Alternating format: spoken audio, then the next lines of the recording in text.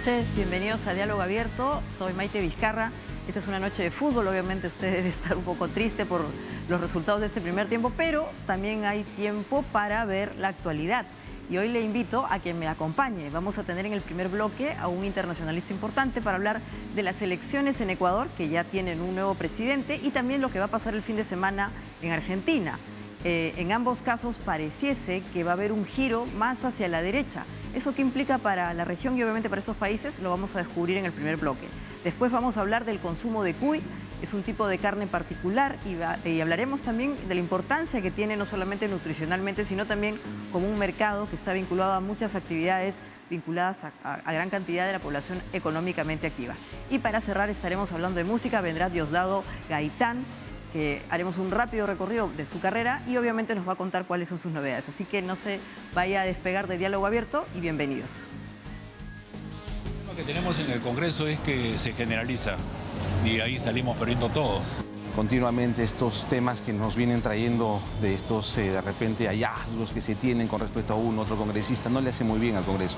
Eso tenemos que ponernos a analizar como partidos políticos que conformamos el Congreso de la República para ver en qué podemos mejorar. El Parlamento, evidentemente, siempre va a ser un órgano impopular porque somos 130 personas que pensamos muy diferente y aquí no hay un solo mando en el Parlamento. Lo que ayer se ha aprobado es un decreto legislativo justamente para sancionar a todas estas personas que comercializan. Ya basta que encontremos en una vitrina, en algún lugar, gente comercializando celulares robados, se va a intervenir y eso va a ser un delito. La policía, usted verá, en los próximos días va a hacer operativos, grandes operativos, porque detrás de cada celular robado es posible que haya sangre derramada de algún inocente. La intervención ahorita puntual es de 2 kilómetros, nos va a permitir descolmatar cerca de 60.000 metros cúbicos. El Ministerio ya ha adquirido, o sea, ya está adjudicada 227 entre maquinarias y vehículos y en el mes de noviembre está previsto recibir la gran mayoría de maquinaria. Esto nos va a permitir casi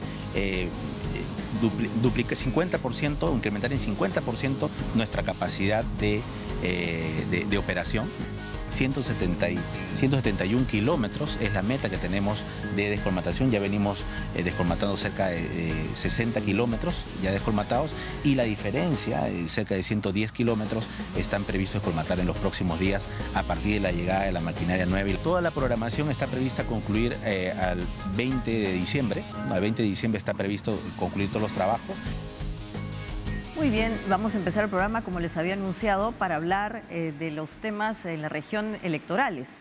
Ecuador ya tiene un nuevo presidente y este fin de semana la Argentina escogerá el propio.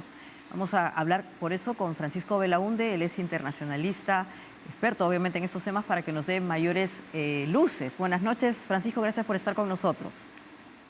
Gracias, Maite, por la invitación. Empecemos con Ecuador, ¿no? Es un triunfo interesante. Obviamente el periodo de gobierno que va a tener el señor Noboa es corto, pero podría interpretarse como algunos creen que se está produciendo un giro hacia la derecha en la región. Bueno, no necesariamente, ¿no? Yo creo que eso es muy pronto para decirlo. Hay el panorama es bastante diverso, porque por ejemplo en Guatemala ha ganado el señor Bernardo Arévalo, que es más bien de izquierda moderada, pero de izquierda igual, ¿no? Entonces, claro, vamos a ver si puede asumir, porque parece que le están poniendo varios obstáculos para que pueda asumir, pero ahí ha ganado alguien de centro-izquierda contra alguien de derecha, ¿no? En todo caso, que era más o menos de centro-izquierda y ahora se ha vuelto totalmente derecha. Y bueno, en el caso de Ecuador, efectivamente, es un triunfo que tiene que ver también con el hecho de que, digamos, el techo que puede tener el correísmo, ¿no? El correísmo es la primera fuerza de Ecuador, pero es un poco como, ok, eso le permite ganar en primera vuelta, pero no le das lo suficiente como para ganar en segunda vuelta. Lo mismo pasó cuando perdió el candidato de entonces del correísmo ante Guillermo Lasso, el actual presidente, y ahora ha pasado exactamente lo mismo. Entonces, esa es digamos, cada país es una historia distinta, ¿no? Pero muchas veces tiene que ver más con la alternancia, ¿no? Que gobiernos, en un momento hubo una ola derechista porque habían sido gobiernos de izquierda básicamente, después otra vez regresaron de izquierda porque el gobierno anterior era de derecha. Es un poco el descontento de la población, aunque en este caso efectivamente es un presidente de derecha que sucede a otro presidente de derecha, ¿no? Exactamente, y además está este asunto de que es el primer presidente, digamos, menor de 40 años del Ecuador, ¿no? Un hombre joven, con una propuesta, digamos, distinta, ha usado mucho el tema de las redes sociales y obviamente vendría a ser una respuesta al establishment, ¿no? Que es lo que mencionabas, el correísmo. ¿Tú crees que lo mismo se va a producir en Argentina, que este fin de semana va a escoger a su presidente o presidenta? Bueno, claro, claramente en Argentina hay un hartazgo frente, digamos, a lo que es la clase política que Milei llama la casta, ¿no? Nosotros ya hemos vivido eso desde la época de Fujimori, ¿no? Fujimori también fue una respuesta a un cansancio respecto de la clase política, porque además teníamos una crisis espantosa. En Argentina ahora hay una crisis también espantosa, entonces la gente ya busca pues algo distinto y muchos han decidido pues votar por Milei, y la duda es si puede ganar o no en primera vuelta, ¿no? Si no, ganaría en segunda vuelta, en todo caso, por lo menos si se enfrenta a Massa, que es el candidato kirchnerista, ahí seguro que gana. Tal vez le sea un poquito más complicado ganarle a Bullrich, la candidata del partido de Macri, o sea, de la derecha clásica. Claro que en este momento las encuestas indican que aparentemente la segunda vuelta sería, si no gana en primera vuelta Milei, la segunda vuelta sería entre Milei y Massa. El expresidente de Uruguay, Mujica, cuando ha descrito la situación electoral en Argentina, ha dicho que puede pasar cualquier cosa y que en verdad no tiene mucha claridad de si finalmente va a ganar Milei. Porque claro, hoy día las encuestas lo favorecen, pero también es verdad que hay un porcentaje de población, un 10% que no votó en las primeras, primarias y que podría definir las elecciones. ¿Tú crees que están así o ya está definida la situación? No está definida, ¿no? Yo creo que sí hay una tendencia que en principio favorece a Milei, pero en realidad no creo que estén ya definidas. No, creo que siempre puede haber para empezar, es posible que no gane en primera vuelta, ¿no? Y creo todo depende finalmente si Bullrich llega a la segunda vuelta, porque eso sería la única posibilidad que eventualmente Milei pueda perder, ¿no? Si ella llega a la segunda vuelta, podría eventualmente pues ganar votos de gente, incluso del kirchnerismo, eventualmente, o de peronistas moderados en todo caso, ¿no? Tal vez los kirchneristas preferirían votar por Milei para, como se dice, aumentar las contradicciones, exacerbar las contradicciones eventualmente, ¿no? Pero peronistas moderados sí podrían votar en segunda vuelta por la señora Bullrich, ¿no? Ahora, yendo más allá de lo que va a pasar en esas coyunturas concretas, ¿no? ¿Cómo interpretamos a estos dos personajes en la región, ¿no? Digamos que son dos personas que aparecen como anti-establishment, digamos, están en la derecha, pero incluso la derecha tradicional tendría en estas dos personas a gente contestataria y sobre todo el voto de gente joven, ¿no? En el caso de la Argentina, muchos jóvenes están muy entusiasmados con Milei. Aquí también hay mucho interés en este personaje. En el caso de Ecuador también, obviamente, el contexto ha sido más violento en el caso del Ecuador, pero ¿cómo interpretamos la aparición de estos personajes, particularmente el de Milei, ¿no? El de Milei tiene que ver con eso, ¿no? Con un cansancio respecto de los políticos tradicionales y también porque la situación de Argentina es excepcionalmente mala, ¿no? Argentina hace tiempo que es un país en crisis permanente, ¿no? Y claro, y llega un momento que después la cosa termina explotando, porque ahora pues la situación ya ha tenido momentos dramáticos y no termina de salir finalmente de esta crisis espantosa. Entonces ahí tiene, obviamente, un personaje como Milei tiene muchas posibilidades. En el caso de Ecuador, entiendo que en todo caso Daniel Noboa tampoco que haya despertado un gran entusiasmo. Mucha gente ha votado por él por no votar por el correísmo. Él es verdad que llegó a la segunda vuelta un poco de la nada. El que parecía que iba a llegar a la segunda vuelta era el Fernando Villavicencio, que finalmente fue asesinado y creó pues el hecho que él desapareciera, que era una oportunidad para otros candidatos que estaban ahí, y el que estaba muy abajo era precisamente Daniel Noboa. Pero ¿qué pasa? En parte su ascenso se debió a que tuvo una muy buena actuación en el debate presidencial de primera vuelta, donde se mostró como una persona mucho más serena, a pesar de su juventud, ¿no? Muy articulada, con bastante conocimiento, y eso hizo que al final incluso ganara, incluso al que se llamaba en este momento el Bukele ecuatoriano, que él quería aparecer, ¿no? Este empresario que quería aparecer como el Bukele ecuatoriano también perdió. Entonces, pero no es alguien que cuando uno leía los artículos, ¿no?, de la prensa ecuatoriana antes de la elección, tampoco es alguien que generara un gran entusiasmo, ¿no? Se decía, bueno, en medio de todo es el mal menor, ¿no? No creo que le haya despertado tanto entusiasmo como el que despierta Milei en muchos jóvenes en particular, ¿no? Porque además Milei tiene una forma de hablar que él sabe encontrar fórmulas muy agresivas, verbales muy agresivas, que finalmente es lo que mucha gente en el fondo está tan encolerizada, ¿no?, con tanta cólera respecto a lo que sucede en su país, que, bueno, están felices cuando lo ven, por ejemplo, con esa motosierra, ¿no?, en la mano, y dicen, eso es precisamente lo que hay que hacer, ¿no? Entonces, claro, él utiliza mucho ese tipo de cosas, ¿no? Agresividad verbal y gestos muy potentes, ¿no? Exactamente, y aun cuando él, hablando de Milei, se define como libertario, publicaciones como The Economist lo ha calificado como populista, ¿no? Porque en efecto, como comentas, tiene muchos elementos efectistas, su comunicación es muy potente y pareciese que eso es lo que hoy día la gente busca cuando habla de política.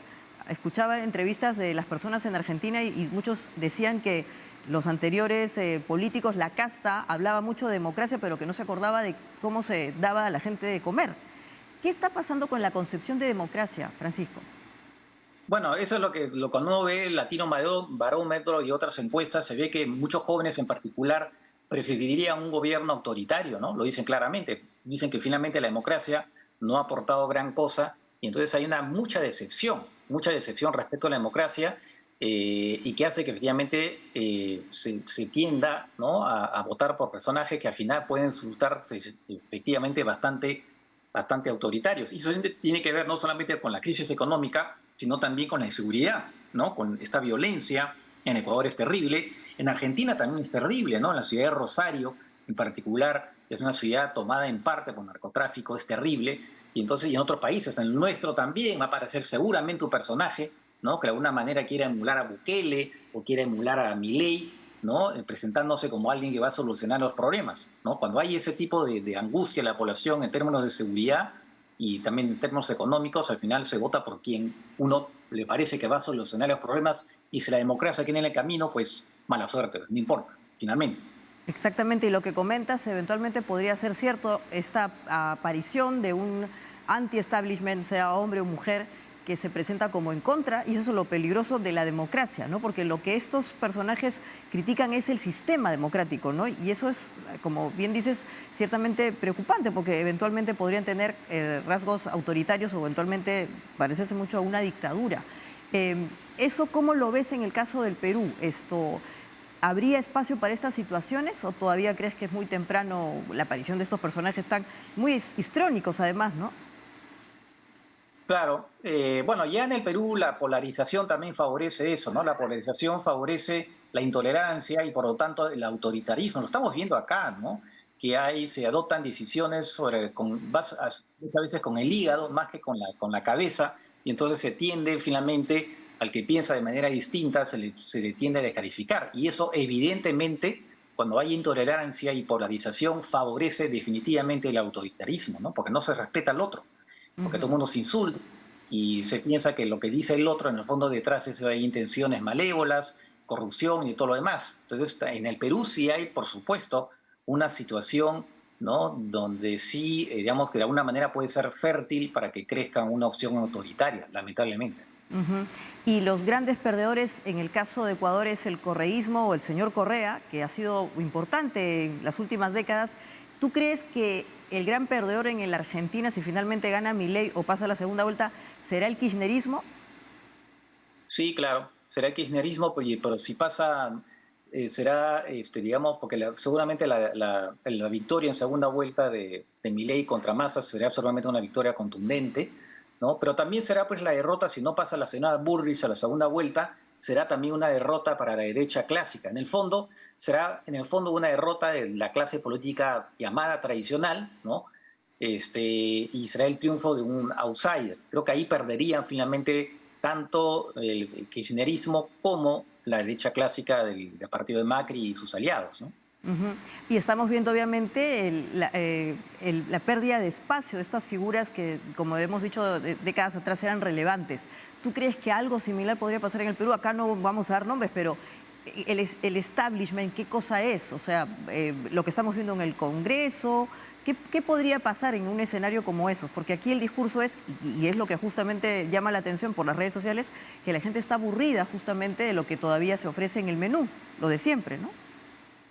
Y lo que pasa es que ya la clase política tradicional, lo que se llamaba los partidos tradicionales, fueron barridos en los años 90, ¿no? Esos partidos que se hacían antes. Bueno, es verdad que bueno, en buena parte, pero después Acción Popular de alguna manera tenía una especie de renacimiento, ¿no? Pero ahora otra vez ha caído en el desprestigio, ¿no? Y el APRA que desapareció y ahora, bueno, ha conseguido su reinscripción. Y el PPC no existe, ¿no? Están buscando reinscribirse. Lo que eran los partidos y la izquierda clásica también desapareció. Entonces, en el Perú ya se ha producido ese fenómeno y lo que hemos tenido en adelante es una fuerza política como el fujimorismo, que ha de alguna manera sido tal vez la principal fuerza política, pero también con un techo, ¿no? Se ha visto que sencillamente llega a la segunda vuelta, pero después pierde. Entonces hay también ahí, ¿no? Y del otro lado lo que hay básicamente es una dispersión absoluta, ¿no? Con movimientos que en el fondo no son partidos, son básicamente agrupaciones de gente que tiene afiliaciones electorales que se rodean de determinadas personas, pero no constituyen un verdadero partido. En el Perú el problema es que no hay partidos políticos, ¿no? En Argentina todavía los hay, pero en Perú no tenemos partidos políticos ahora. En estos momentos los pocos que había, y Acción Popular, que podía ser un partido, uno decía, bueno, está renaciendo por algunos triunfos que tuvo en Lima y demás, pero lo que ha pasado ahora con los niños y demás hace que Acción Popular se está yendo abajo, ¿no? Entonces, no hay partidos políticos en el Perú. Es una diferencia que nos tenemos con Argentina. En el caso de Ecuador también, ¿no? Los partidos tradicionales han desaparecido y hay una fuerza dominante que es el correísmo. Exacto, pero otra vez reflejándonos en Argentina, porque reitero, aquí hay mucha, digamos, la gente, sobre todo la gente joven, se emociona mucho con Milei por lo que has comentado, ¿no? Su estilo. No es necesariamente un partido político, es un movimiento. Él mismo aparece como una irrupción en las redes sociales, en programas nocturnos. ¿Podría justamente generarse un nuevo movimiento en el Perú? O sea, porque tal cual los partidos políticos parece que tampoco le dicen mucho a la gente. Bueno, eso habrá que ver cómo le va a Milei, ¿no? Si Milei gana y si comienza a tener ciertos éxitos, eventualmente podría surgir efectivamente algo similar en el Perú. Depende mucho finalmente del efecto contagio, ¿no? Es un poco como cuando aparece Bukele, pues se ve lo que está haciendo, todos ven que finalmente ha conseguido algunos resultados, más allá de lo que eso implica en términos de derechos humanos, pero ha conseguido algunos resultados, entonces aparece gente que quiere emular a Bukele, ¿no? Entonces, puede pasar lo mismo en el caso de Milei. Vamos a ver si gana para empezar, y dos, cómo le va también, porque si no le va bien, pues eso se puede desinflar. Pero en el Perú, aparentemente las elecciones no van a ser antes de 2026, entonces hay tiempo para ver cómo le va a Milei, ¿no? Exactamente, y ya que has comentado a Bukele, dicho sea de paso, la población está muy contenta con él, ¿no? Tiene niveles de popularidad muy altos y bueno, parece que ahí sí ha encontrado un match entre lo que quiere la gente y lo que él puede hacer, más allá que evidentemente también tiene algunos rasgos autoritarios. Sí, eso es lo que pasa, ¿no? Porque al final la gente, claro, cuando tiene una vida que se vuelve imposible, porque, por ejemplo, un pequeño negocio, como está pasando en el Perú, por cierto, tiene que pagar cupos, ¿no? Para que no lo maten, para que no le pongan una granada en su negocio, ¿no? Obviamente, pues se produce pues un hartazgo y la gente al fin dice, yo lo que quiero es tener una vida tranquila, ¿no? Lo que quiero es salir de mi casa y llegar a mi trabajo vivo. Entonces, claro, cuando llegas a ese punto, como te decía, o sea, la gente finalmente sacrifica todo lo demás con tal de tener seguridad, ¿no? Seguridad. Si no, la vida se vuelve imposible. Entonces, eso se puede entender y sobre esa desesperación es que finalmente estas personas con ese discurso prosperan, ¿no? Así es, muy interesante. Muchas gracias, Francisco, por haber estado con nosotros en esta noche de fútbol y haber hecho un rápido análisis de lo que está pasando en la región y rescato lo que dices. Es importante ver qué pasa porque se generan estos efectos de contagio, ¿no? Y que eventualmente también pueden terminar dando algún disparo no previsto en la política nacional. Exactamente, así es. Muchas gracias, buenas noches. Muy bien. Y ahora nos vamos a 1986. Imagínense, esas eran las colas que habían en el primer gobierno del presidente Alan García, ya fallecido, obviamente es otra situación, ¿no? Justamente fue el primer presidente joven que tuvo el Perú, menor de 40 años, mucha expectativa y así era la situación, parecía lo que hay en la Argentina, con una hiperinflación tremenda, pero después la vida le dio una segunda oportunidad y parece que mejoró. Al volver vamos a hablar de otra cosa, ya no de política, sino de alimentación. El Día del Cuy y cuán importante es este animalito que no solamente es simpático para verlo, a alguna gente hasta le gusta tenerlo como mascota, no en el Perú, pero en otras partes del mundo, pero que tiene un gran valor nutricional. Así que no se vayan, hablaremos de eso en Diálogo Abierto.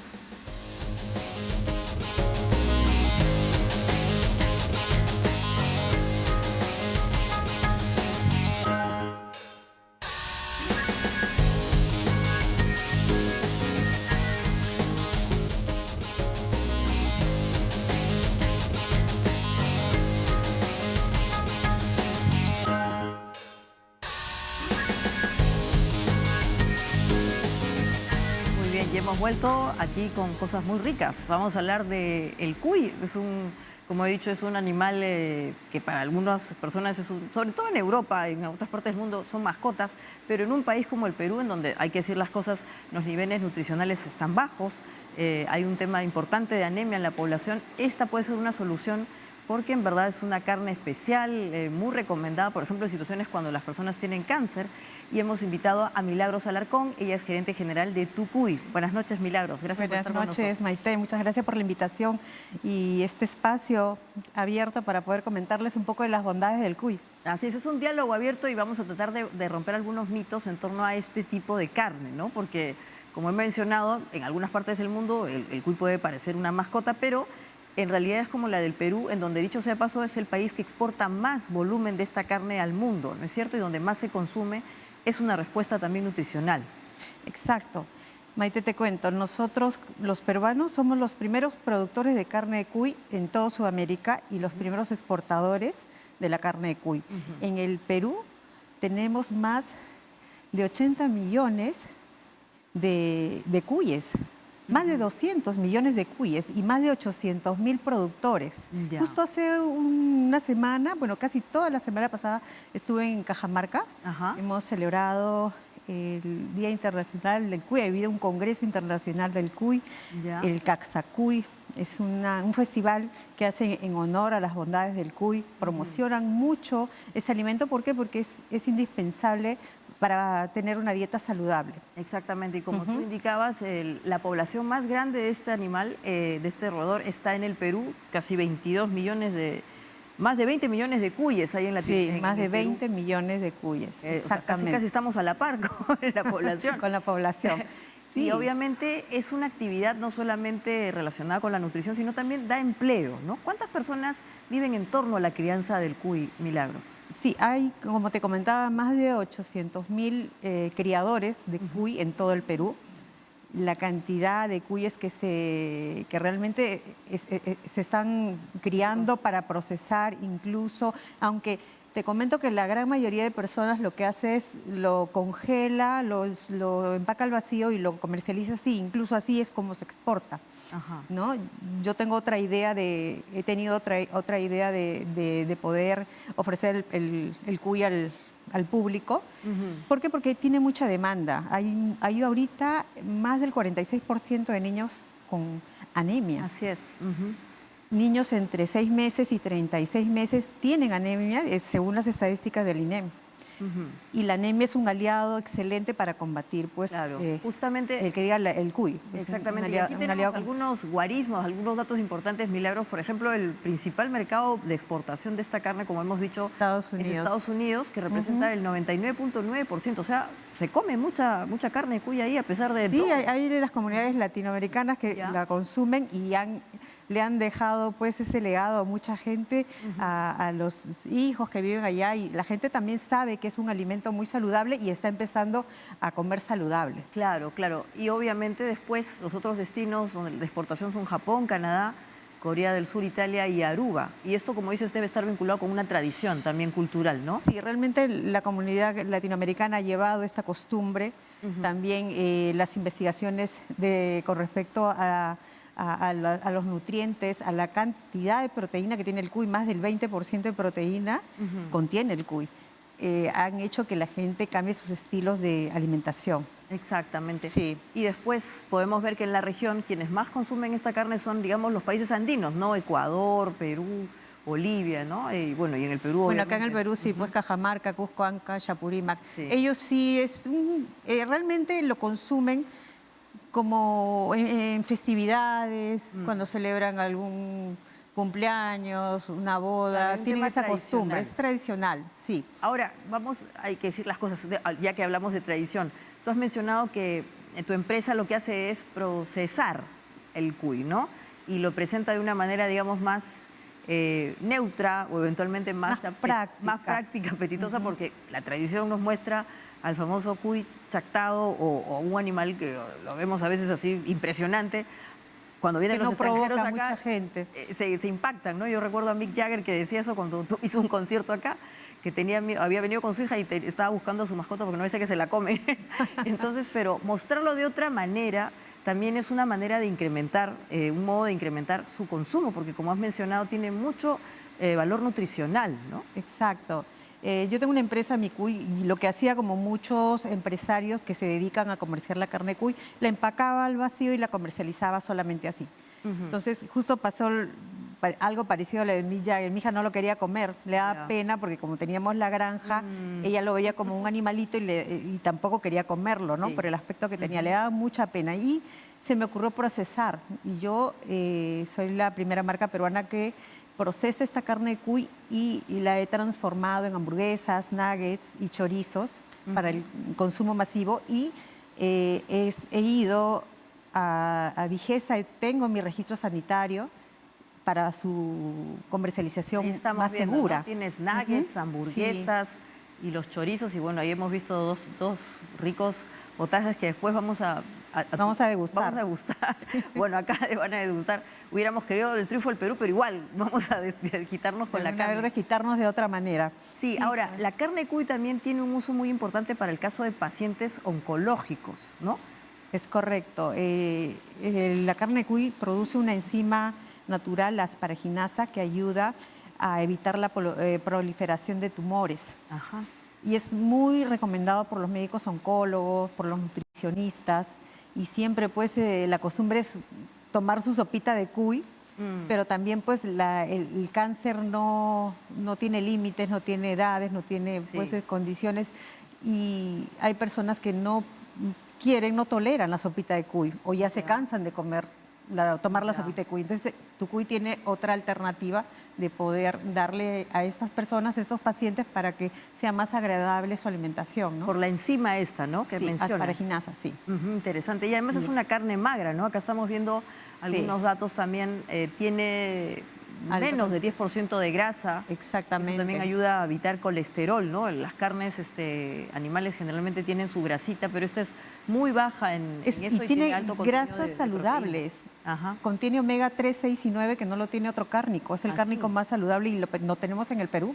O sea, para mí la idea también es que muchos productores se animen a poder criar más cuy para que puedan abastecerme, porque ya he tenido bastante acogida. Mucha gente quiere probar el producto, me lo piden fuera, exportar en otra presentación, no solamente el cuy empacado al vacío, los quieren ver en hamburguesas, en otras opciones. En todo el mundo se comen hamburguesas. Claro. ¿no? Y los nuggets para los niños pues es ideal, prácticos para la lonchera, para los menús de la casa. Ahí también hemos tenido algunas presentaciones distintas que tú puedes, con la que tú puedes preparar tu carne de cuy. Y no lo clásico, ¿no? El cuy chactado, el picante. Claro, que es más, como decíamos, más tradicional. Tradicional. Si queremos para ampliar festividades, exacto, ¿no? el consumo tiene que ser un poco más vistoso como lo que has traído, ¿no? Y más práctico, como decías. Es más práctico, lo descongelas, lo cocinas 4 minutos por lado. No tienen saborizantes artificiales, no tienen colorantes.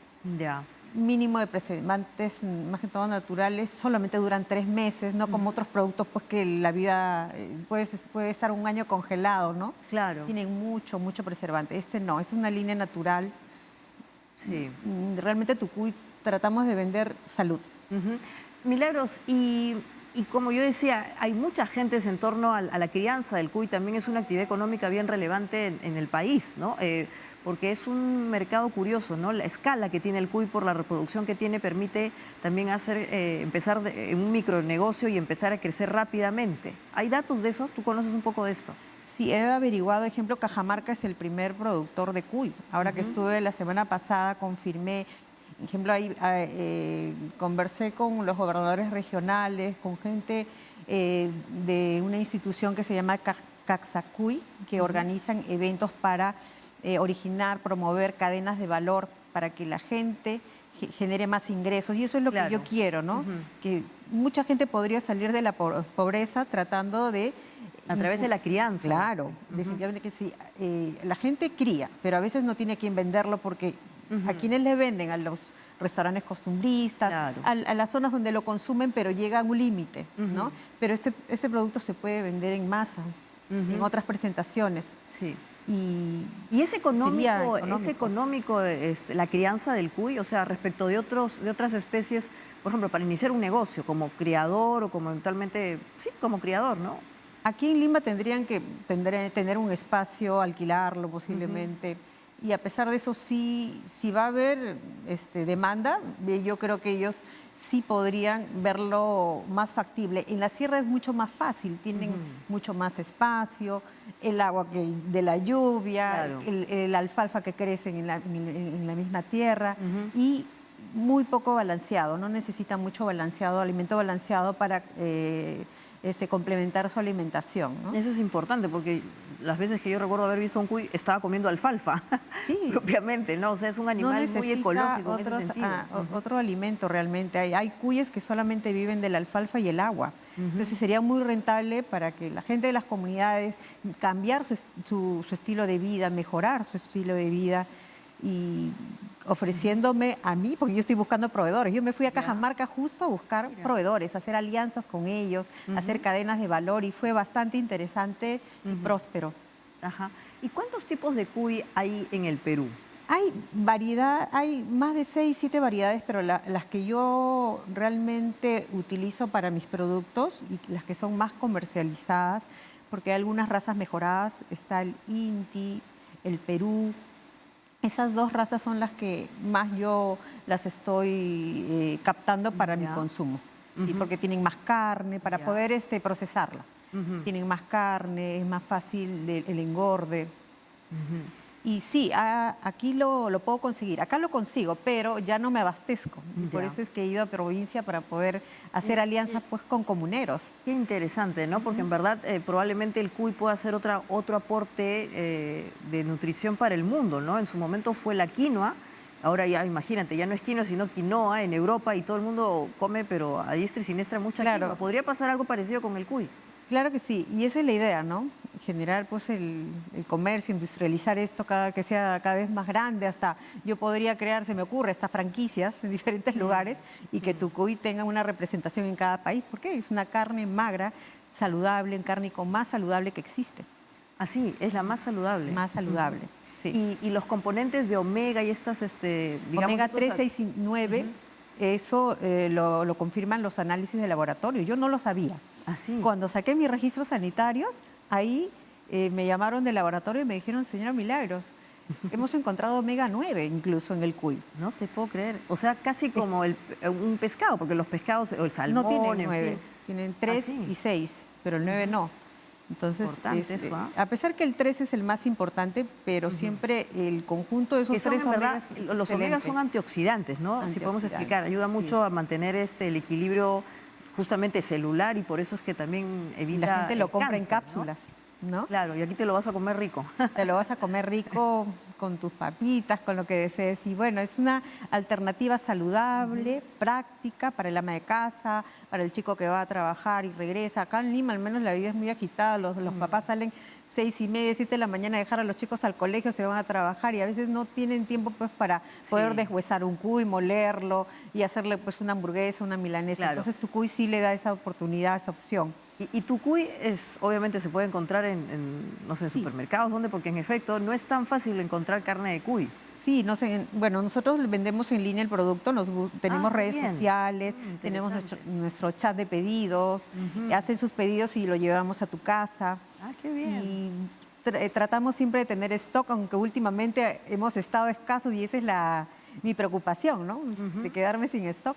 Claro. Por eso estoy buscando proveedores por otros Qué lugares. importante. Y tu empresa también capacita a los proveedores, porque aquí también hay un punto importante, ¿no? Cómo el proveedor se ajusta a la demanda que estás tratando de crear, ¿no? Sí, nosotros contamos con una ficha técnica de cómo queremos el cuy, de tantos niveles de grasa, y les damos capacitación en cuanto a su alimentación, a su cuidado, incluso en el proceso del beneficio, ¿no? Que es al momento que es pelado y cómo llega a la fábrica. Beneficiar al cuy quiere decir limpiarlo, dejarlo listito para que después se pueda ya procesar, ¿no? Sí, después el proceso es deshuesar el cuy y moler la carne. Bueno, no nos imaginemos al cuy como una mascota, sino como en este caso como como un alimento muy, muy nutritivo. Como decías tú, en un país que tiene problemas serios de anemia, esta puede ser una solución. Es una alternativa increíble para combatir la anemia, ¿no? Hemos hecho alianzas incluso con un grupo de nutricionistas, con otros empresarios, Sangrecita Factoring, que es una empresa que produce productos en base a la sangrecita de pollo. Así. Entonces, hemos hecho campañas para combatir la anemia y ahora voy a sacar otro producto que es la sangrecita de cuy. Ajá, bueno. Es mucho más saludable. Ya no hablemos más de sangrecita porque ahí sí ya... en verdad te quiero agradecer mucho, Milagros. El Día del Cuy, ¿cuándo es exactamente para recordarlo? Ha sido este viernes 13 que pasó, el Día del Cuy, y hemos celebrado en Cajamarca. Claro, todos la cuna los del años. cuy. Sí, la cuna del cuy. De verdad que ha sido un viaje espectacular, con mucha acogida y mucha gente interesada en proveer y motivada a continuar con la crianza.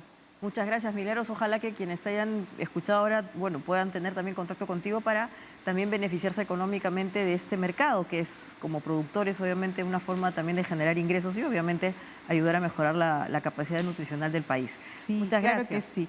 Muchísimas gracias. Nos pueden buscar en redes sociales, en Facebook, en Instagram, en Facebook como Tucuy Oficial y en Facebook como Tucuy Perú. Estupendo. Yo creo que ahora te van a buscar muchos. Muy bien. Muchas gracias, Maite. Gracias por la entrevista. Sí. Y nos vamos ahora a 1997. Vamos a ver allí, esta es una marcha de estudiantes contra el gobierno de Alberto Fujimori. Estamos viendo, pues, obviamente, parte de lo que Milei llamaría la casta o el establishment. No sé cómo va a ser acá en el futuro, pero esto es una marcha importante. Ahí vemos que son alumnos, parece, de la Universidad Católica, y así eran los años 90 en el Perú.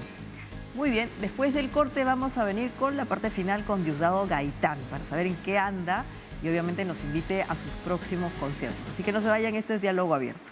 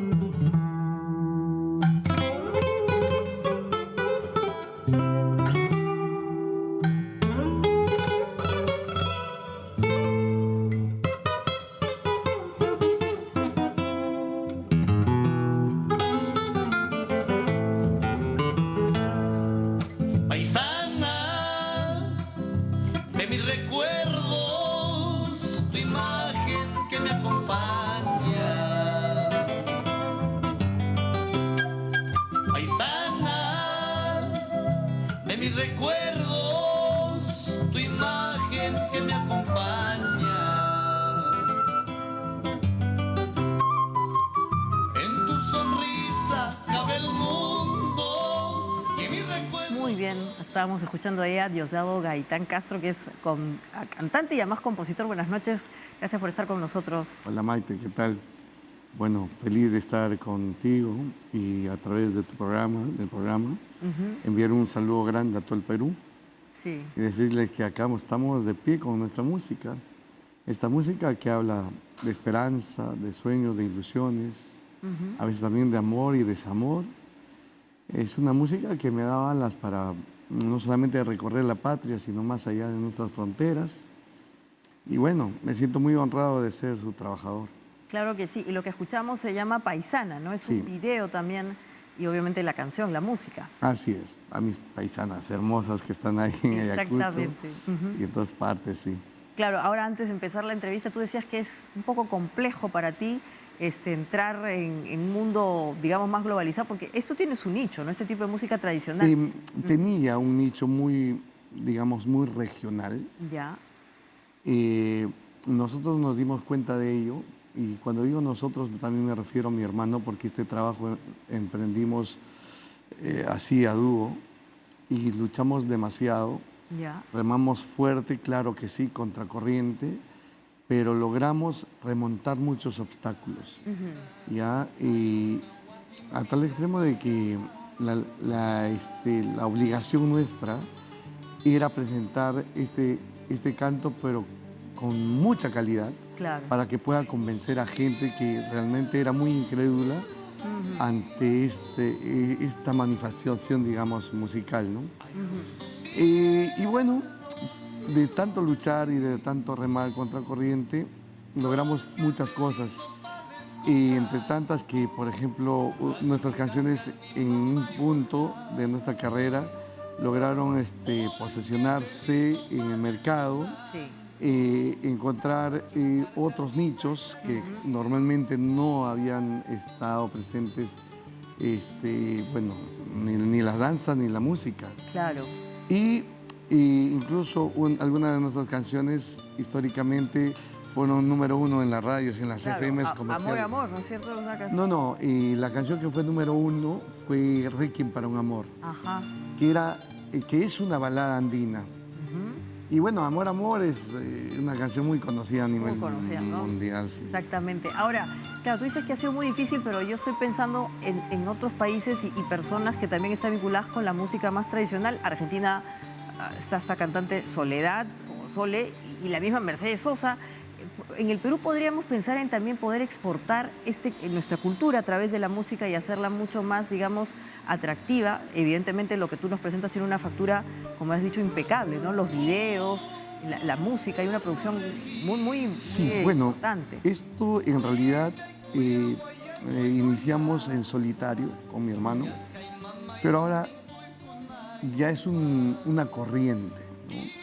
Y podemos alegrarnos porque hay jóvenes talentosísimos que están haciendo un trabajo interesante y hemos adquirido un sonido un poco más globalizado. ¿Ya? O sea, ya puede entrar en una FM y puede sonar tan fuerte, tan poderoso y tan lindo ese sonido, ¿no?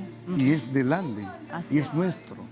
Y mira, yo estoy convencido que la tradición junto con la tecnología es algo revolucionario, algo grande, algo sorprendente. Es una música que puede sorprender al mundo. Y ahora mismo, como te decía, ya tenemos muchos jóvenes, muchos artistas que viven y hacen un trabajo muy bueno con la música. Exactamente, y con una propuesta, como dicen, local, ¿no? Que es global y local, ¿no? Así un poco es. hacer una manufactura más global, pero con el sabor, Desde obviamente, los Andes lo para el tradicional. mundo. Exactamente, ¿no? Sí, y bueno, nosotros siempre hemos estado en esas. Y será porque desde muy niños aprendimos a entender la música desde todos los frentes. Mi padre fue un tenor lírico de carrera. Lamentablemente no ejerció luego, pero él nos enseñó, por ejemplo, a escuchar esa música del bel canto. Hermoso, ¿no? Y luego en el colegio aprendimos a escuchar y entender el buen rock de los 80s o la música clásica, en fin. Entonces, y todo eso lo fuimos incluyendo en nuestra música andina peruana. Claro. Y acá tenemos una imagen de tres niñitos, de tres pequeñines. Ahí, ¿cuál eres tú? Y yo soy el más grandecito es mi hermano, ¿Ya? Rodolfo. El intermedio soy yo. Ajá. Y la pequeñita es una prima. Ajá. Sí. Y esa foto fue tomada en un pueblito lindo, hermoso, maravilloso como es Vilcashuamán. En Ayacucho. En Ayacucho. Ajá. Esos son los años maravillosos para nosotros. Una infancia feliz en esa etapa, aunque luego fue de alguna manera trastocada su infancia porque por desgracia nuestros padres se separaron y la cosa ya no fue tan bonita. Ya nuestra infancia tuvo que madurar de pronto. Y posteriormente esa infancia también ya fue un poco más dolorosa porque empezó una guerra cruenta por ahí. Claro. Y más adelante incluso nuestro padre fue muerto. Y bueno, entonces, pero esa foto en verdad es la mejor. Es la esencia, ¿no? Y como tú dices, han tenido la suerte de tener también en el ADN genéticamente la música, ¿no? Porque lo heredan un legado del padre. Sí. Y bueno, pero él en verdad sí cantaba muy lindo. Nosotros a media caña. Pero igual tienen sus fans y obviamente ahora con la tecnología Spotify, por ejemplo, deben estar allí también. Sí, claro. Ahora, si no estamos en eso, no estamos en nada, ¿no? Tenemos que estar en todas las plataformas. Y además, ¿por qué privarnos? Claro. Al final, además, como yo entendí que la música es música. Puede ser el mundo, ¿no? Música es música. Claro. Así sea de acá o de allá, es música al fin. Y yo podría definir la música en dos momentos, ¿no? Buena música y mala música. Y no importa de dónde sea. Uno se da claramente cuenta de que si es buena o mala. Claro que sí, por la factura. Y pronto vamos a tener un espectáculo, un concierto que están preparando para el próximo mes, ¿no? Así es, para el 17 de noviembre. Ya. Es un espectáculo solamente creado para ese día. Ya. Va a estar en el Centro de Convenciones Bianca. Información. Bueno, las entradas están disponibles en Teleticket. Yo normalmente no tengo muchos invitados o no tengo invitados, pero en esta oportunidad me vi tentado de invitar a una jovencita. Ella se llama Daniela Prado, porque en verdad tiene mucha calidad interpretativa y me parece interesante que podamos amalgamar generaciones, podamos hacer algo bonito y ya con su nueva forma de sentir y de ver el folclore. Y yo, bueno, ya soy un gallo viejo y entonces va a ser bonito. Aparte hay una banda que se llama La Patronal, que los he invitado. Ahí vemos. Ellos hacen un poco, nos hacen viajar hacia esos momentos bonitos de las fiestas costumbristas de los pueblos, pero lo hacen de una manera tal que cae muy bien. Sí. ¿No? Le están dando un nivel muy bonito y muy distinto. Claro. Así que va a ser una noche muy colorida, muy bonita. Y bueno, ya la gente más o menos sabe de nuestra factura. Claro. Todos los espectáculos que presentamos, todo es a uno, con pantallas, luces. O sea, no escatimamos nada en cuanto a tecnologías. Claro, porque la música que haces y que es música peruana se lo merece, ¿no es cierto? Sí. Obviamente tiene que tener los niveles de un concierto, no sé, pues más. Sí, no somos tímidos, o sea, en cuanto a presentar nuestro espectáculo. Nuestra música siempre la hemos tratado de elevar a un punto que pueda competir con cualquier género del mundo. Y así fue. Nosotros permanentemente estamos compartiendo con diferentes artistas de cualquier parte del mundo y nos paramos de tú a tú. Claro. No, como te decía, no somos tímidos en ese sentido. Así es, y ya que no eres tímido, a ver, podríamos, ahí vemos la guitarra, ¿qué podemos escuchar de Contracorriente, ¿no? Que va a ser este espectáculo. Bueno, Contracorriente en realidad tiene muchos elementos, o sea, tiene guitarras eléctricas, batería, percusión, teclados, pero todo suena muy lindo, ¿no? Muy nuestro. Ahora, yo tengo una sola guitarra, pero lo que se me ocurre de repente es hacer algo que nos haga viajar a mi tierra, que tanto extraño, que es Ayacucho. A ver. Y podría ser así.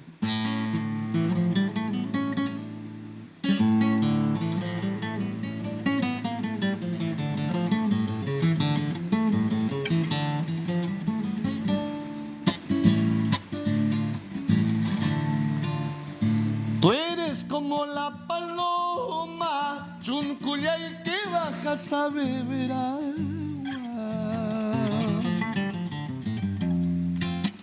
Tú eres como la paloma chuncuyay que bajas a beber agua. Después de beber agua Chuncullay, alzas el vuelo y te vas. Después de beber el agua Chuncullay, alzas el vuelo y te vas.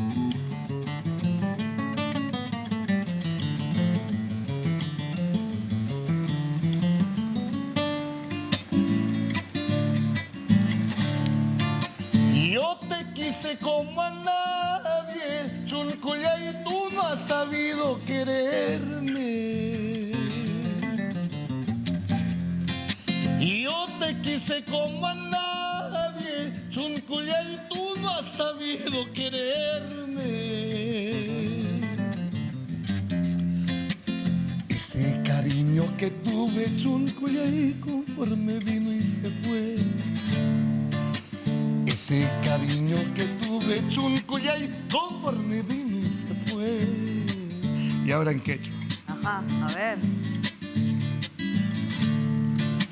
Imani wasgay kitapas, Chuncullay, manarurak chukarjani. Imani wasgay kitapas, Chuncullay, manarurak chukarjani. Pássaros raikitapas Chuncullay, ñujaja muchajmikan.